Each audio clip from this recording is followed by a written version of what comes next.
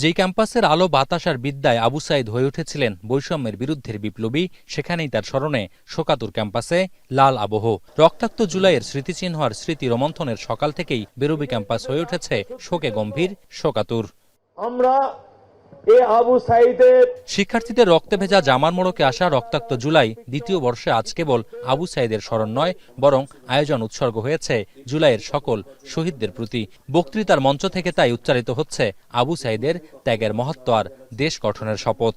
রোকেয়া বিশ্ববিদ্যালয়ে যতগুলো হল হওয়া দরকার, টিএসসি হওয়া দরকার, ওইখানে আবু সাঈদের গেট হওয়া দরকার, আবু সাঈদ নামে একটা স্মৃতিস্তম্ভ হওয়া দরকার।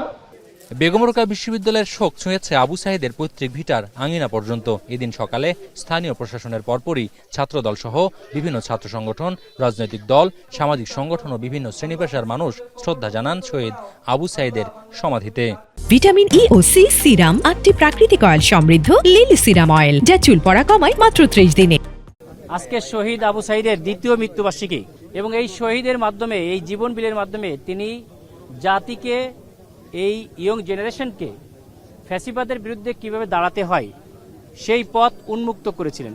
এরপর দুপুর আবু সাঈদের পৈতৃক ভিটায় আসেন এনসিপির নেতৃবৃন্দ। জুলাই সনদ নিয়ে জাতির সাথে প্রতারণার অভিযোগে তারা বলেন, নোট অব ডিসেন্ট কিংবা 31 দফা নয়, সংস্কার হতে হবে জুলাই সনদের আলোকে। এ সময় আবু সাঈদ হত্যা মামলার রায় দ্রুত আপিল নিষ্পত্তি করে কার্যকরের দাবিও জানান তারা।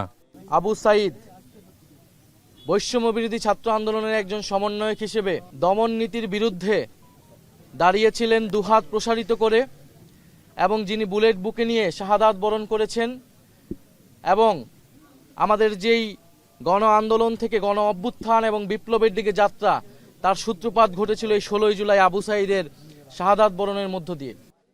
মোকাররম হোসাইন, এখন, রংপুর।